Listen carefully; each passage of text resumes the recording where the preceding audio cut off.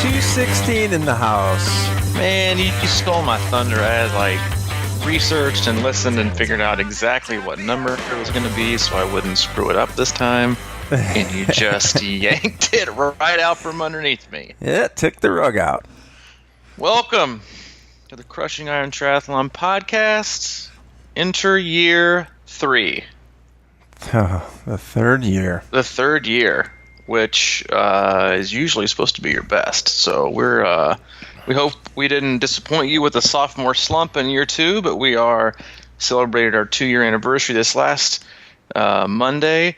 This week, it was actually yesterday, technically with the date, but like I said, hope we didn't disappoint you with the sophomore slump, but we are looking forward to blowing it out of the water in year number 3. You know, that is what they say about businesses in general, is that the third year. Is that why you said that?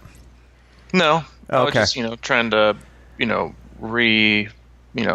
reconcrete our dedication and commitment to doing the best that we can every Monday and Thursday to at least give them one piece of information they can take with them out of 60 minutes. Yeah.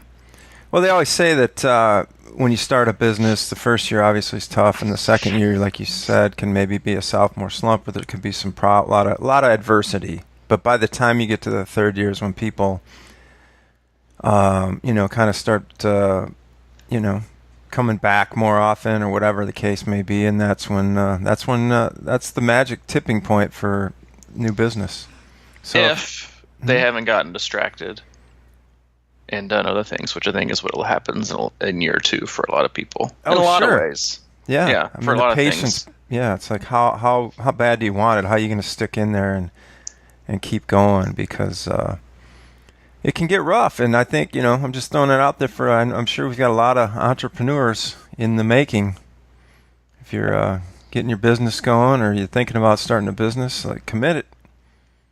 Go all in and stay on track. Do not get deterred. Do it because you love it. Do it because you love it. Yeah. And don't get distracted. Yeah. Just please don't. That's everything these days. I was having this discussion yesterday with a buddy of mine, and how huge of a difference these two words are. What is proven and what is popular. And the reason that you find these hacks and these shortcuts and the 3 quickest ways to get rich quick, or a 7-minute workout to get ripped, or the 4-day fast, or the things it's because those are popular because people always want the shortcut. They're not popular because they're proven. They're popular because they feed to our society's need to take a shortcut and get a quick fix, or a instant, or what might seem like an initial gratification, not what is the proven success, which is just find a program, stick with it, don't deviate, and see it through.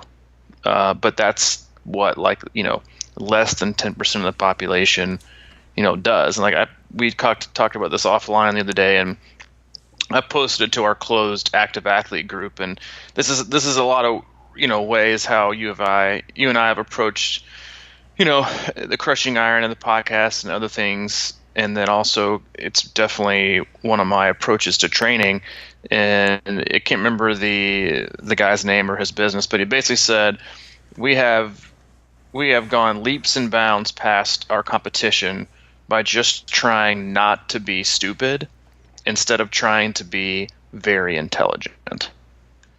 And I think that just speaks to so many different areas, every area of life probably, in that so many times we get caught up in trying to feel we have to do something different, or we have to do the next thing, or we have to, instead of just sticking the course, and oftentimes trying to outsmart the competition or outsmart yourself usually gets you in a place where you really don't want to be.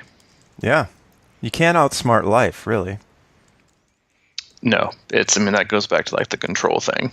Good luck with that. Good luck with that. Right. I was actually ruminating this morning over Ruminating? Is Yeah. that what the hell is that? It's like I was just walking around is that my like house. Emotional potpourri? Like, what is ruminating? You walk around your house, different rooms, and you kind of like put your fingers against your chin and think. And the Okay. conclusion I had is that, I was actually thinking about like how life can seem so hard at times, you know? Yeah. It's just hard. And I think that, what we do in triathlon, I mean, that's sort of to the point of why we do this sport. Sometimes I just say, well, I'll just say it, because it's hard and that's how you grow and you learn things. And if you keep doing hard things, the other stuff in life gets a little bit easier, but it never, just gets like you. The reason I was even thinking about it is because, like, the story of my life is waking up in the morning, and every day of my life almost, it's just been. I'm not a spring out of bed guy. It's just very hard to get up and get rolling for me for whatever reason. And maybe one day I'll figure it out. But, like last night I was trying to fall asleep in my HVAC unit. It's cold here, and it was kind of raining like ice last night. Mm-hmm. And my whole thing was iced up, and so the blades were cutting through this ice barrier. Yeah. And it was so loud and right outside my window that I got up and, like 1 o'clock in the morning, and I took a baseball bat out there and I started not hacking on it, but just kind of tapping it, and breaking the ice things, and they're flying off into my face. I was like, what is this, man? I'm in my shorts and t-shirt and out there freezing, and it's raining, and I don't know what the point of that is necessarily, except I don't either. Besides, I hope somebody got that on like their driveway door cam or something. Yeah, They're like, look at the right? old dude across the street banging on his HVAC unit in his boxers. His wife beater and his Louisville Slugger from 1973. Mm-hmm. But I just think that sometimes gets lost in the shuffle. Is that it's so easy to say, I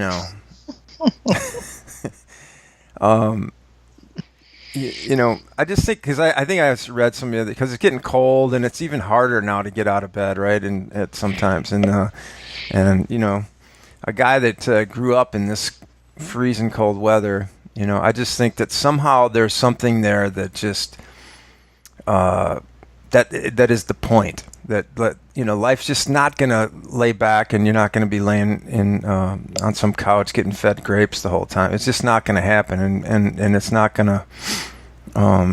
It's not necessarily the best thing anyway, because you get soft, And I think that. The stuff we keep doing as triathletes, and especially now, and that's why it's so, because you're not necessarily motivated at this time of the year.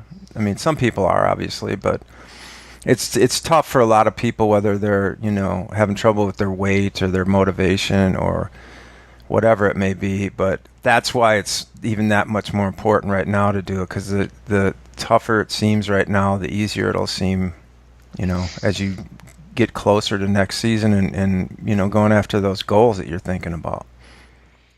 Not everybody, most people right now are going through a training breakup. Mm-hmm. This is the time of year where you have basically totally broken up with a huge race, because races in a way and seasons are very much like a relationship. I was having this kind of conversation analogy with an athlete yesterday. I said, don't try to love training right now. Training is like any other relationship. Don't force it, or try to love it, or even try to like it. Give it a chance, and when the timing is right, you'll fall back in love with it again.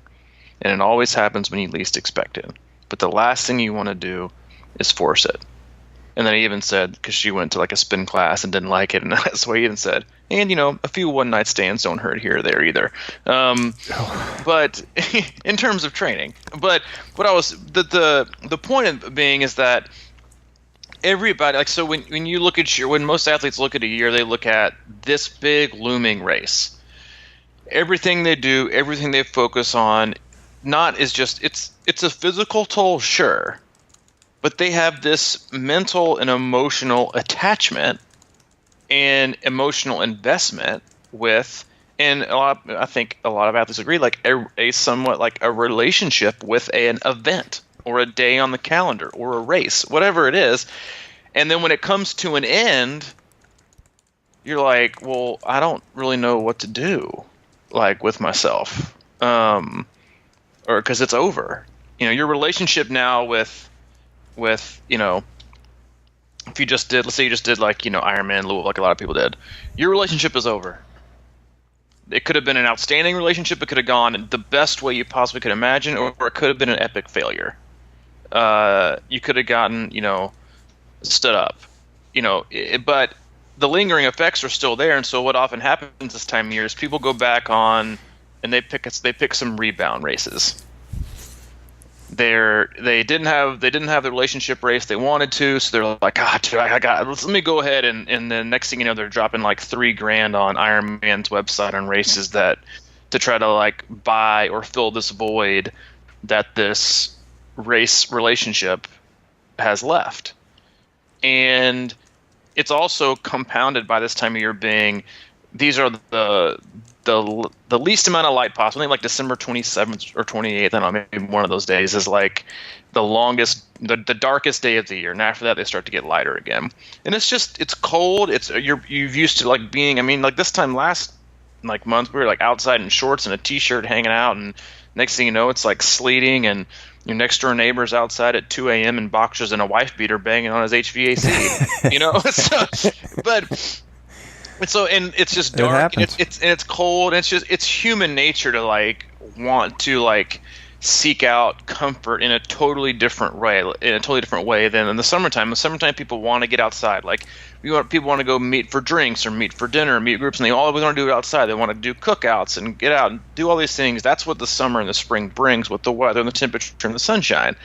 In the winter, when people think about like gathering around, they think about getting in somebody's house, staying warm, and eating some food. Okay, so like they're totally opposite. But those events and what draws us to those things can be totally applied to also like how training, like what training does to you, and why you don't have why it's so hard to have motivation or energy. Like you just went through this again, like you just think about it. You went through this year-long relationship where everything you thought about was this. Everything you did was for this moment. The money you spent, the training time you did was all spent on like, all I thought about was Ironman Louisville. I watched 18,000 Ironman Louisville finisher videos. And so everything you did was all about this relationship. Now it's over. It's done. So it's gone. So now you either are the person who's looking for rebound races, or you're just like, that was a really bad breakup. I just got nothing. Mm-hmm. Or, man, that was great. I don't know if I want to get back into something this quick because that was pretty good. Mm-hmm. And so you just kind of find yourself in no man's land, but you just can't force it. And there's nothing wrong. There's zero things wrong with being unmotivated this time of year. Or you got to take it easier on yourself and not have like this time of the year is meant to fill up your cup, not drain your cup. Because if you're constantly day in and day out, week in and week out, month after month after month, draining your cup, like the cup of quality of your life, you're training quality of life. If you're constantly sucking that dry, then one day you're going to suck it dry so bad you're never going to want to fill it back up again. So this time of year is actually for refilling that cup. Take some extra time. Like I literally right before you called was texting an athlete who is, like a lot of athletes, just struggling. And I said, right now, if you have the opportunity, surround yourself with people that energize you and do that over any workout every day if you need to. Like just choose something to fill you back up. And if training isn't doing it, then because sometimes it's not always about, your why. Sometimes it's you just don't got it to give. And so it's really, really, really hard to do. And I think the biggest thing is like is allowing yourself like the grace and the understanding that, you know what, it's okay. It's okay for me to not be totally motivated right now. Because I know either from experience or I know from friends that it's going to be okay. And coaches, a lot of coaches I know personally, like they take that same route, and they should with their athletes. It's like that's fine. Like use these workouts as suggestions. Like if you don't nail a workout, big deal. It's not going to kill you. What would kill you is forcing yourself to do it November, December, January, and then by February you're like, screw it, I'm done. Yeah. That feeling, that emotional attachment to the day on the race calendar is huge. Everybody that's listening, if you this year, if you did, an Ironman or any big triathlon race that was hard for you, and think back to that feeling that you had when you crossed the finish line. We talk about there's not many feelings like it, and I think ultimately why that is because what you've just done is so hard, and the accomplishment really makes you feel good about yourself. But not only that, there's like no care. What you just did, you have no worries, no anxiety, no shame, no fear. None of that stuff is playing into your head at that moment, and for the next few days or whatever too. And then I think about because at that point, those are the times, at least for me, when I always think about ways that how to respect myself and how to build respect in myself. And at that moment, you really feel like you did something that you set out to do, and it's easy to respect yourself in that moment. And then all of a sudden, you don't feel like doing something. The next thing you know, like you're saying, you get into this spot where you're struggling with your training relationship and all these sorts of things. So that's why I think we talked about one of the more recent ones is setting like these little or mid-sized goals and doing things like walking your dog on like that's the kind of stuff I think about, is like getting out and just doing stuff like that to keep building that self-respect for myself, because that's really what it comes down to, in my opinion, is kind of feeling good about how you're approaching things. And I think with the weight of triathlon, sometimes it can throw you into a even more challenging position of finding that, because all of a sudden, oh man, I'm not doing my workouts now, and I'm tired and I can't even do anything and whatever.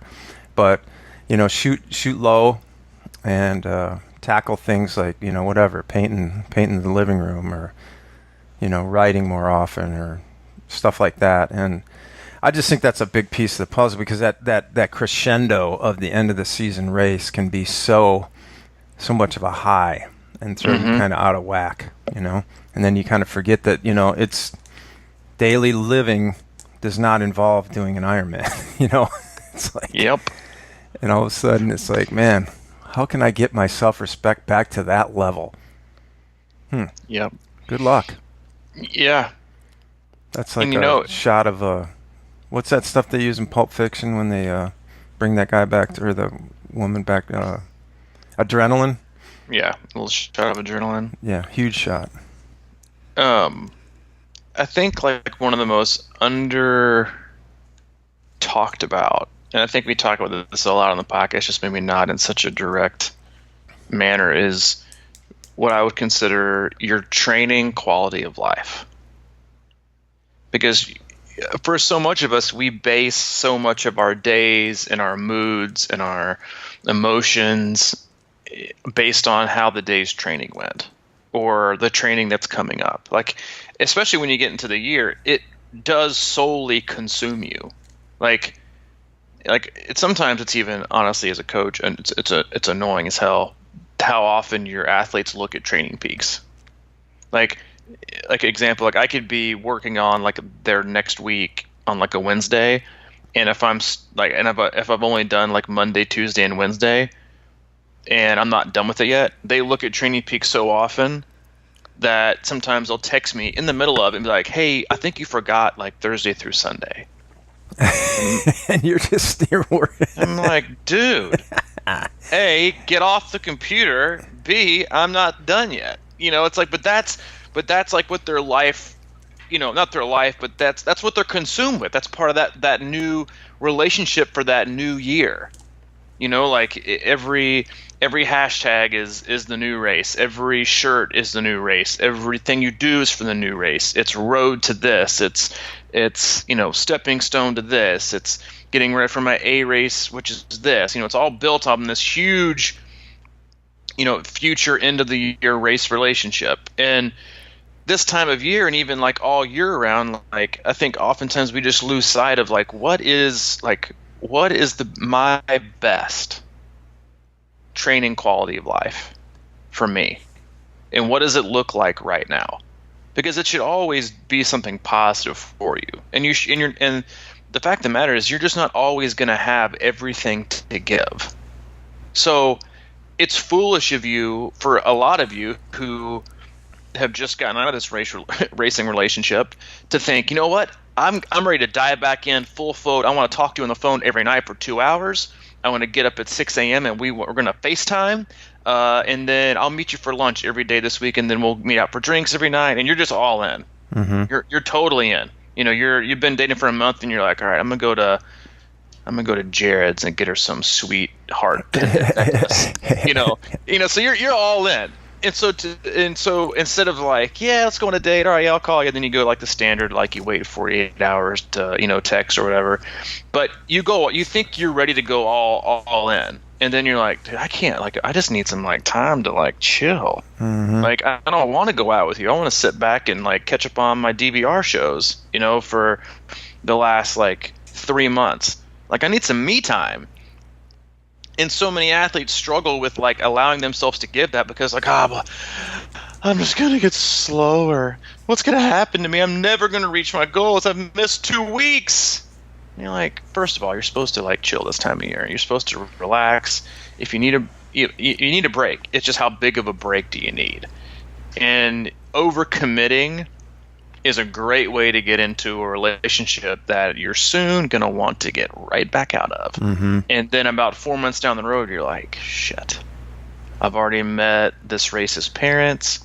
I've already committed to going to a wedding with this race in like 8 months and booked a hotel room, and I paid all this money. We've already got a dog that we're like have partial custody over.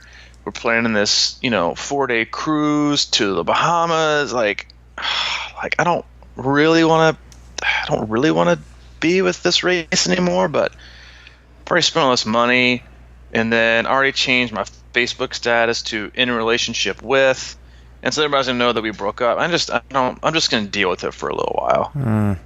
And so you're stuck with this race, and you're like, the months and months and months go by, and then finally 2 or 3 months out from when your new race fling is going to happen, you're like, I bet I've had it, I'm done. And you go through like a real messy race breakup, and you're done. Yeah. And you don't even make it, and you wasted all this money. But the biggest thing you wasted is time, not time. Like, it's just time you can't get back. So like, enjoy this time of year. Like, don't be easy on yourself. Like, again, like the same benefits of having people you trust and having any kind of coach during the year, during this like the main part of the season. The same benefit of like having a coach that can tell you what to do and what not to do, and how hard to go or how slow to go, or when to peel it back or when to push forward or when to take off, and like removing that like thinking stuff and increasing your training quality of life during the year, so you can just train and enjoy life and know that somebody has their best interests in mind for you. The same can be said for November, January, February, December, January, February, March. Like, the coach is like, yeah, let me steer you in the right direction. I'm gonna hop in the back seat, and I'll just be here. And if you need me, let me know. If not, I'll try to keep you in the right direction. But let's just chill for a little bit, mm-hmm. And it's okay. Like, and stop telling yourself, I'm second guessing myself. I signed up for that race in September, and look, here we are in November. I haven't done a couple training sessions the last 2 weeks. Yeah, none of that matters. and so it's a tricky time of year. Well, what you just described is really it's tactical mistakes, and they're usually based on emotions and things like that. And I think that's what, as a coach, you can do, from the outside is help people from making tactical mistakes, getting too deep into a relationship, like you said, with dogs and buying houses together and stuff like that. And it's just because it is. I think the emotional roller coaster of that end of the season is like when you go down that, you come off the top of that mountain, man. It can hit you in a hurry, and you can start doing some crazy stuff. Yeah. Speaking of, I thought maybe you'd ask me about my 100 days of running. Mike. It totally slipped my mind. How is that 100 days of running going? I'm 3 for 4. 3. Isn't that funny, man? Like, sorry, man, but that's how we work as people. I know it. Instead of like, you know what? I'm going to run every day this week. You know what I'm going to do? I'm going to run every day for the next 500 days. I know it, dude. Like, just be real. Like, can we be real for a second? Like, just, it's like you can, it's like, just stop it. But hey, 3 for 4 ain't bad. Now it's like, now you're probably like, well, let me see if I can run 99 out of the next 100 days. Yeah, I know. That'll still be pretty sweet. Or 100 starts today. Yeah, exactly. Or 100 starts today. So why did you miss? I don't know, man. You just didn't run, did you? I just didn't feel like it. You probably forgot you were even having that challenge. I did. I think I did. I think I threw that out on the podcast. It really wasn't even a challenge. It was just sort of fodder for the masses. But then somebody texted me about it. Hey, how's that running going? Oh, man, you got accountability partners. I know. Like, what run? I've skipped 2 days. Yeah. And but you're right. I think that is crazy how we do that. And I think it sort of stems from like that thing I was texting you about, that guy that swam around Great Britain the other day. Mm-hmm. Guy. Yeah, talk about a relationship. Jeez. Oh, Jesus, man. I mean, I can't remember his name offhand, but I listened to this interview with him, and he swam around Great Britain, which is, I don't know, maybe a couple 100 miles, or I don't know, but it was... Good God. 5 months he swam 12 hours a day in 6-hour blocks. So he'd swim 6 hours and get out and eat and whatever and rest, and then he'd get back in 6 hours later. He kept doing that for 5 months. He left the beach in summer and swam around the entire, I guess, island or whatever. And it was just an insane... like, he wasn't on his feet for literally almost 5 months because he stayed on the boat and he'd sleep and then he'd get up and go swim. So when he got done swimming, his legs were so... he couldn't even hardly walk because he almost forgot how to walk.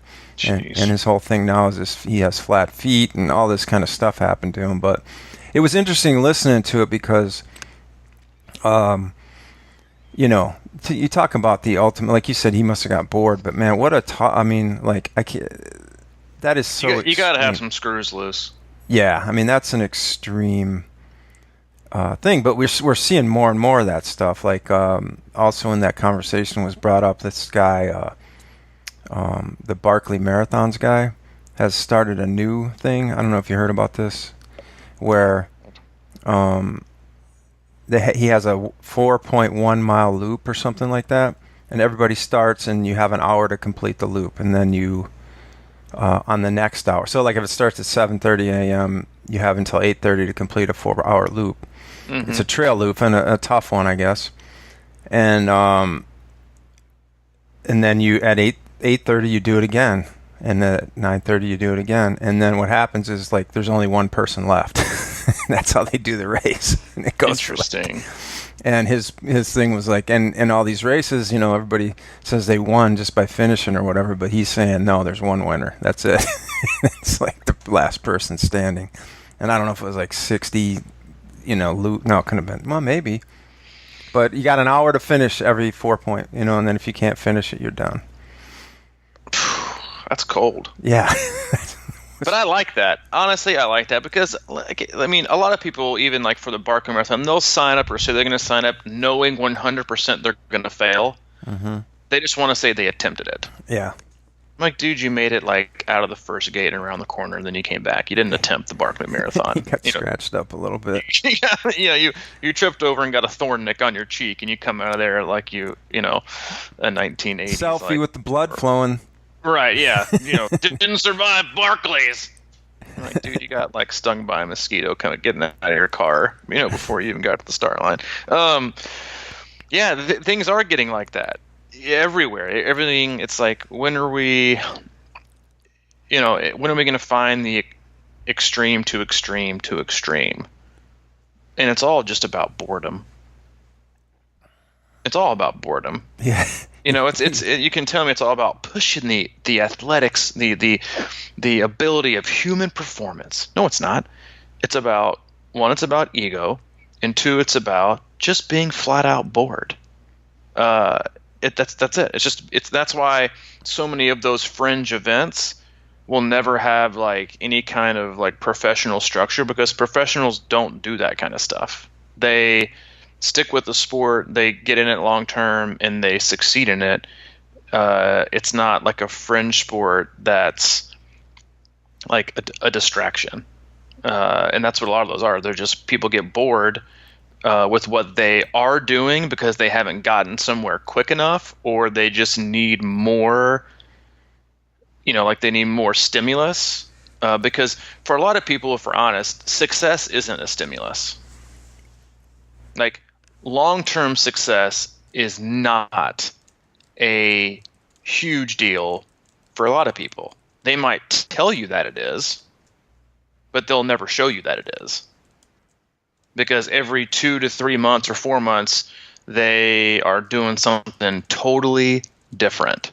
Like, we all have that friend who, like, January 1 comes along, and we haven't heard of them we haven't heard from them in like a year. And they're going to Facebook message you on the down low and be like, hey, man, check out this new, diet pack, fast, mega drink that's out. Diet pack, fast mega drink. I'm gonna let you in. It's not a pyramid scheme, and it's not multi-level marketing. But it's ground floor. But it's ground floor. Here's the deal. I'll send you your first pack for $19.99, and then the catch is, it's a small catch, but you got to drop $2,000 on these future packs. Mm-hmm. But if you sell the future packs anyway, you get the gist. Like, you're always going to have this friend who every single year is trying to pawn off and do the newest, greatest, most awesome thing. It's not about long-term success. It's about distraction, not being patient, and not really truly being invested in long-term success. They're just committed to short-term gratification for the long term. Those are two totally 100% totally different things in what you're being invested in. And so many times athletes have this like misconception of what are you really truly invested in? Like, is it that long term, or is it I'm just invested on the short term for the long term? And that's it. It is 100% totally. I mean, it's in every kind of walk of life. Business and all these kind of relationships. It's like, but it's very, very tough, because you have to be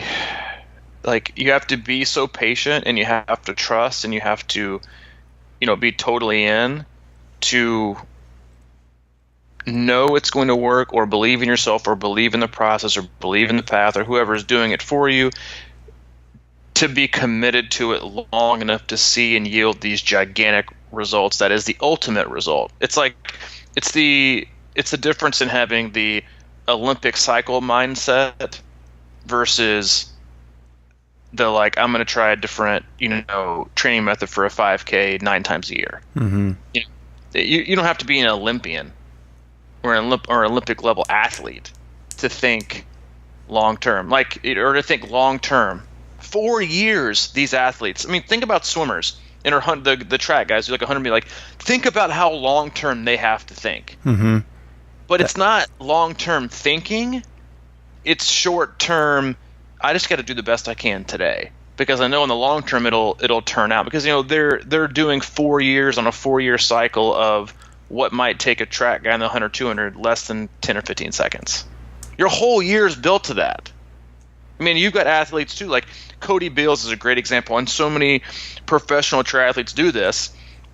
He won Ironman Mount Tremblant and smoked Lionel Sanders, and then he came to Ironman Chattanooga and did Ironman Chattanooga, won both of them, his first 2 Ironman.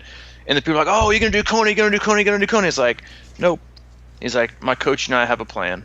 I'm probably 2 or 3 years out. Wow. Yeah, that's awesome.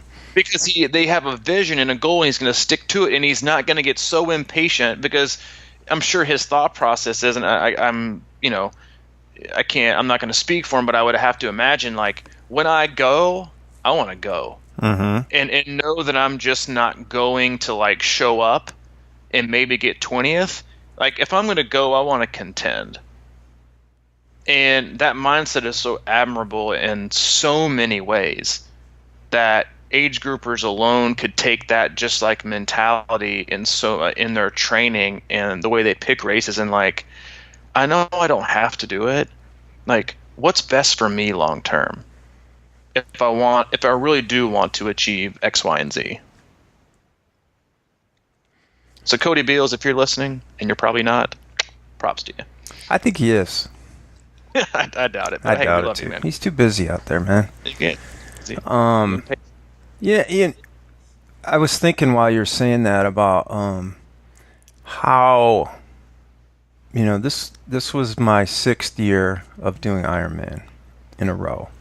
Mm-hmm. And how many times, I think at the core of what I've always wanted is just to get to Kona. I mean, that's not my only driving force, but in the sport, I mean, that would be sort of my ultimate goal. Mm-hmm. But along the way, there's been many, many times when I've thought, maybe I should just do something different. Maybe I should try and climb Everest, or you know what I mean? Like, it's like there's 2 different mindsets there in the sense of, and I'm not saying that one's wrong or anything to do something. If you have like an adventurous soul that wants to, attempt all these different things, and I think that's great. As long as it keeps you grounded and it's an enjoyable life. But it's sort of like I can't. In a way, I feel like I have been on a long-term plan, like you were talking about, as far as sticking with it and just trying to figure it out. I mean, I admittedly haven't probably taken the Cody Beal method, but it's just one of those things where, like, how can you keep doing? Well, it's just what I do, I was talking to one of our athletes the other day, and he just said, this is my lifestyle now. This is what I do. And I get up every day and I swim, bike, or run usually, and that's just what happens. I don't go out, and I'm not like a crazy party guy or any of that kind of stuff. That's just what I do now. And so it is one of those things, because it's such a puzzle that I can't figure out, and a lot of us, but it's such a good challenge for me that I think about it long term, and I think that getting to Kona would ultimately be the thing. But it's just interesting to me that some people like get into triathlon and they want to just do one, and then they want to go do Barkley, or they want to do a Tulo, or what's that called? The swim run, or do all these crazy things. And I can't operate like that for some reason. I just have to. I don't think there's anything wrong with not being able to function that way. And I don't think it's wrong for a lot of people to, to like flirt with doing something that's different if it's because their passion and their drive is leading them to explore that. Like, I think that's healthy. Right. Like, exploring and doing these different things that push, because like, let's all remind ourselves, it's not like we're under contract from the Triathlon Hobbyist Association that we must only be a triathlete every single year because, we get paid and we're on contract. Like, Mike, you got your franchise tender. I'm sorry, but you're going to be stuck with triathlon for through 2020. And how it works, like, we can do whatever we want. Like, we're not professionals. We don't get paid for this. So like, do what you want when you want, but as with everything in life, am I doing it for the right reason? And as long as you're doing that, then who cares what you're doing?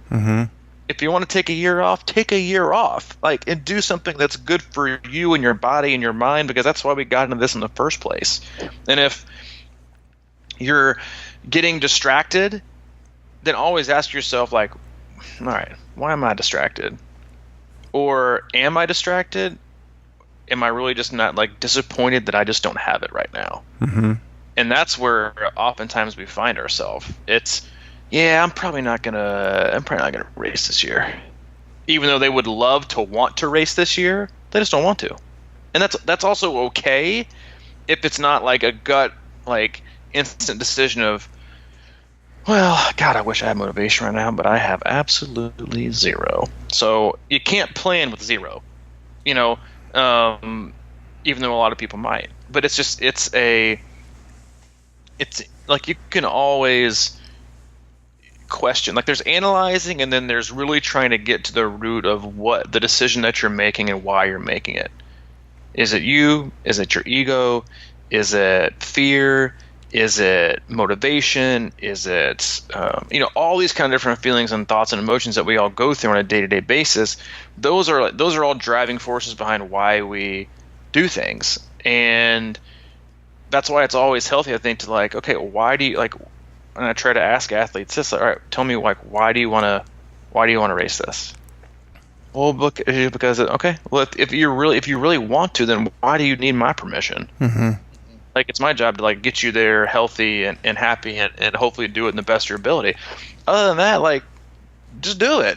Like, I'm not gonna let you do something stupid, as long as it doesn't, like, fall in the lines of, like, doing back-to-back hard races in, like, 6 days, then let's just do it. As long as it's for the right reason, not because, Johnny's doing it, and he, I think I can beat him, and, like, the get on the podium and beat him, and that's why I want to do it. I mean, is that a terrible reason? No. Is it the greatest reason? No.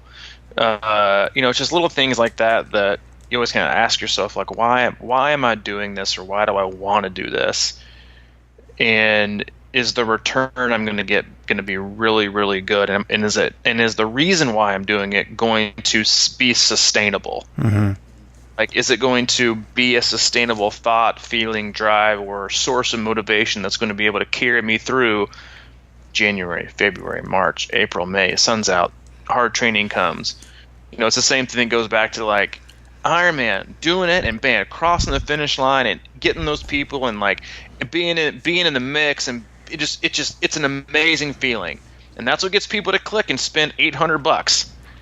But man, when push comes to shove, a lot of times, tell me how fun that 5-hour ride sounds.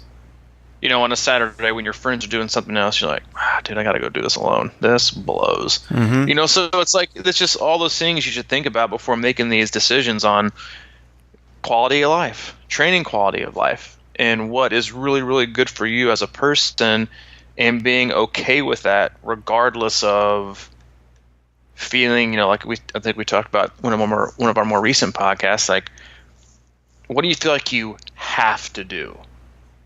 Like, do you feel like you have to do an Ironman this year? Because if you do, ask yourself why, and then get down. You talked about how important writing is. Get down and write about it. Why do you, like, tell me exactly why you feel like doing one this year is something that you have to do. Because when you say have to, it sounds like a chore.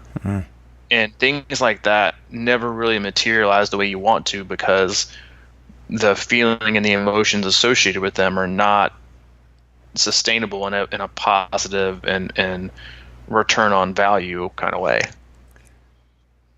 Do you remember when we started this podcast?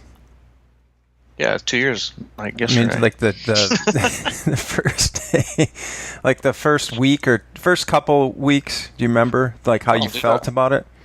Like, what maybe a fear was or something?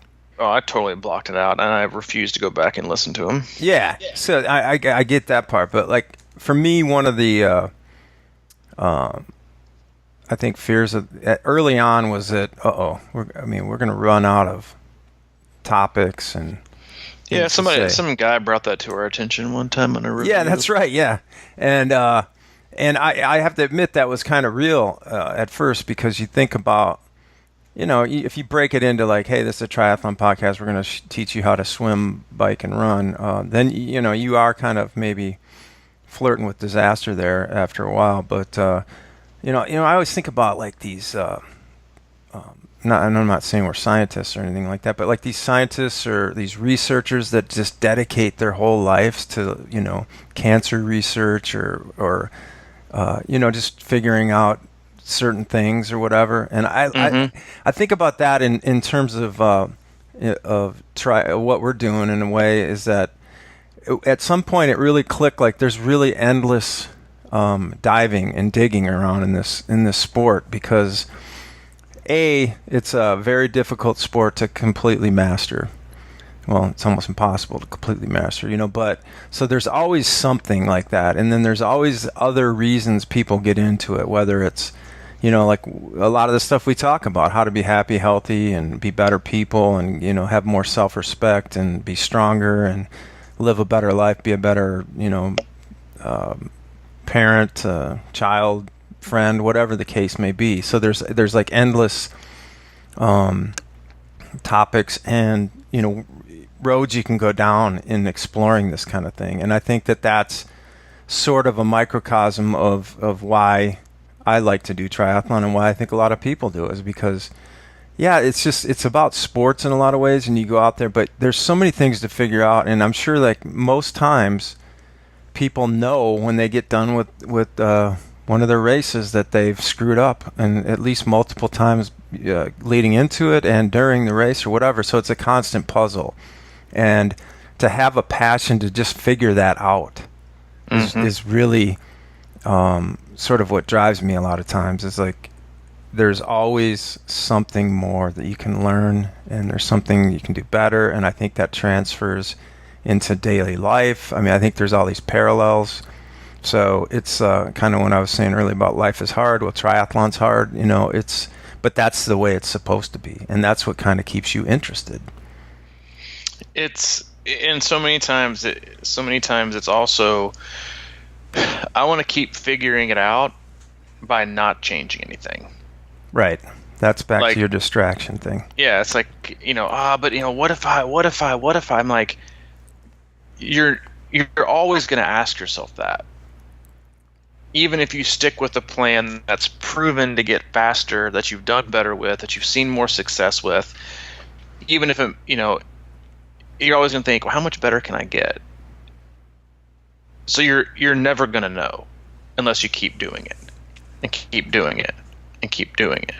And I mean, the sole reason why most people never, ever, ever will ever even come close to reaching their full athletic potential is because they got bored or they got distracted.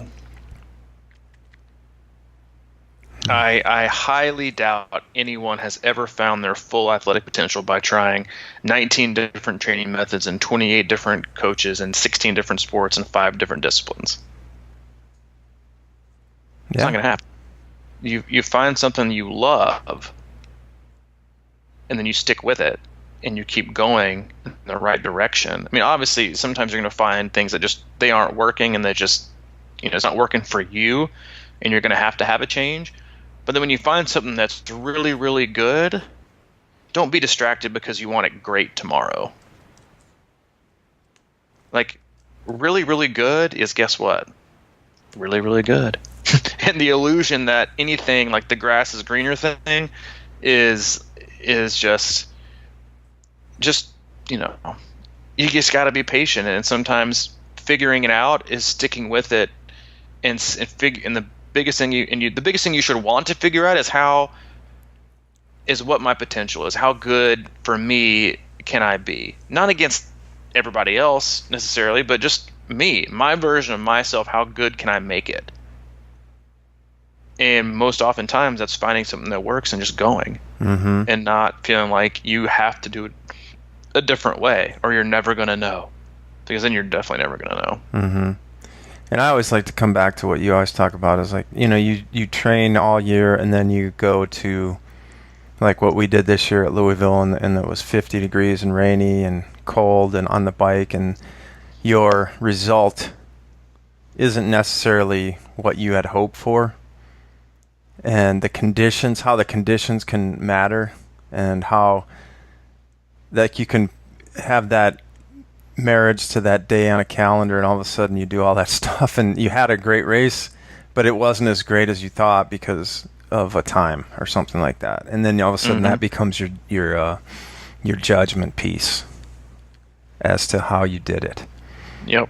And how it's just how weird how that can, have such an impact on some of us, Yeah, but for a lot, like for Louisville, like your example, like a great way to like bring us back all the way around is like, it might not have been the race relationship you wanted it to be, or you thought that it was going to be, that ended with marriage and, romance that lasts a lifetime. But I guarantee you it'll be that one you'd be like, I learned the most from that racing relationship than I have from any other one ever. And that'll propel you to make better and smarter and greater decisions on all the next ones, to where you'll see and be able to make just different decisions, and that it molded you. Because we all, like, just think about it, like we all, I was listening to, like, this is a long time ago, I've even mentioned it, it's been over a year ago, but I listened to a podcast with Ryan Holiday, and it's like they interviewed like a bunch of 70 and 80-year-old people. And they said, what do you regret the most in life? And most of them say, I regret nothing. Not because there wasn't like times in their life they wish they could have done things differently. It's because as time goes by, you see what that gave you in return, or what you learned from it that led you to do X, Y, and Z, that led you to so-and-so, or led you to this. I mean, we're all honest. We can all go back and be like, man, like, if you're married, more than likely you thought at one time when you were like a freshman in high school, you're like, dude, I'm in love. This is, she's the one, he's the one, like, this is it. And then 15 years later, you're like, yeah, let me hop on Tinder real quick and see if I can, find a new girlfriend. Like, but you look back, like, in life, you look back and, I know I can do this personally, look back and like, yeah, are there actions and things that I regret? Sure. But do I regret that they, like, where they put me? No. And so many, like, in races and things like that what we learn and how we look at things, like, you see how it shaped you into who you are and what you then did next, that you saw it was all part of this plan, that as much as you would want to control. Like, if I had to look back on my life and plan it out, I would have planned a totally different life. And I guarantee you it wouldn't be nearly as wonderful as the one I have now. But it would have been a much smoother ride. But it wouldn't be nearly as awesome of a life as I have right now. Well, that's that kind of goes back to what I was saying, is that the hard things in life make you appreciate and understand what life's about a little bit more. And like you're saying, yeah, you could script your life in this sort of perfect way, but you can't what's that saying, man? No, you can't regret the past, but you can't close the door on it either, or whatever. Is that the line? So it's like something like that. Because it makes you what you are, and there's character there, and there's nothing like having some rough edges to work on. Yep. Otherwise, it'd be kind of boring, probably. It'd be totally boring. Totally boring. Whew, I didn't, this ain't the script I wrote, bro. When I was in Thank college. Goodness, man. Well, maybe it is. I don't know. Who knows, man? Enjoy the ride. Wow, that was 54 minutes without any kind of promotion or anything. Slap one in. We deserve it. All right.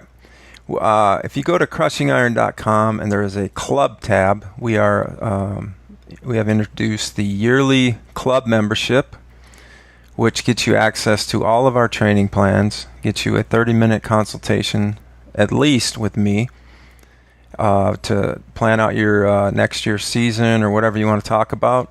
A custom 12-week training plan for the race or time of your choice next year. Access to our closed Facebook group for the club. Priority to coaching, customized coaching, and priority to camps. Is there anything else at that? And it's all for $2.99 until January 1st. Yep. We have a club tab, and there's a buy now button on there now to make it a lot simpler for everybody.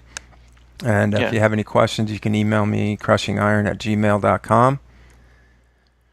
And if you have any questions about it, you can also reach out.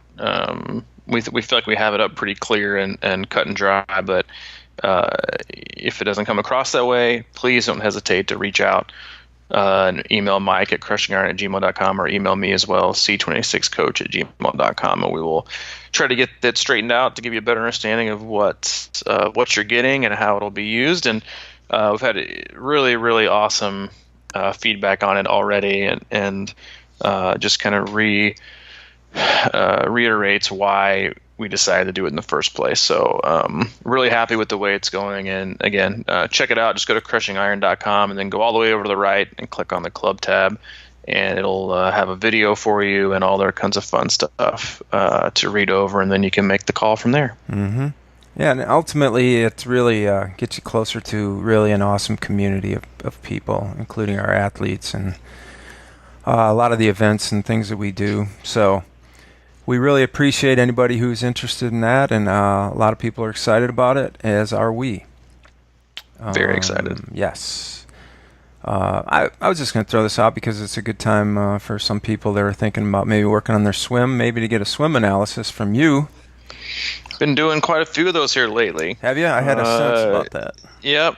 I haven't been mentioning them because, and frankly, I've had so many of them. Okay. But I retract that. It's a great time of year to do it. It's a very smart time of year to do it and implement these changes, and get your feedback stroke right. Yeah, the feedback is always really, really good. So before you swim around Great Britain, you might want to have a swim analysis.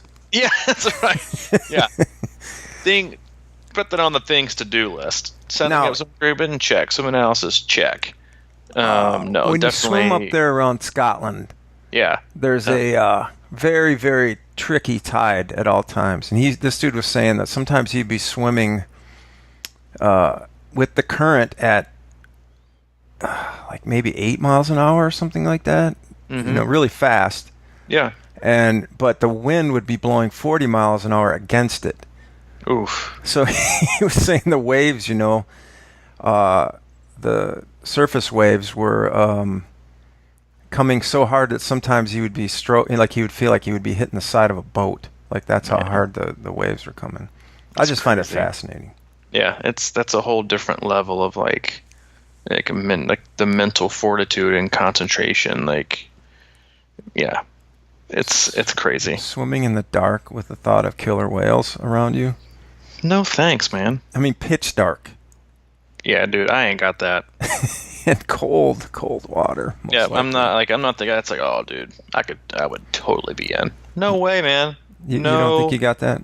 No, not a chance. There was just one time when I lived in Hilton Head and I was working for the Ocean Rescue Squad there. I was on call and I had to go out and grab these two drunken spring breakers that were like 100 meters off. And they had to call me like 3 times on the radio. And I was like, I really don't want to get out in that water. Well, isn't that what you did? Yeah, I did, but I didn't want to. I was like, it's pitch black. Like, you guys are idiots. Like, you got to suffer. I'll be out there in a minute. It's like, I mean, in Hilton Head anyway, it's like, if you've ever been down there, it's like, thank God you guys can't see more. Because the ocean there is super muddy because of all the rivers and stuff that come into it. And you can barely see like 3 feet in front of you. And let me tell you, it's for good reason. There's all kinds of activity around there.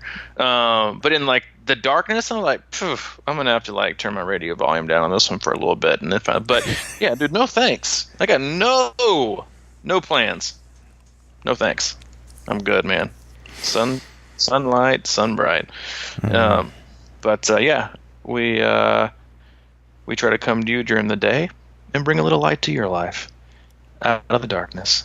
But we will catch you on Monday for episode 217 of the Crushing Iron Triathlon podcast, year number 3. Mm-hmm. Hey, and keep an eye out for some new gear items on our store at crushingiron.com as the gift season begins. Ho, ho, ho. Okay, man. That wraps up episode 216. All right, man. I'll check you later. All right, buddy. See ya. Man.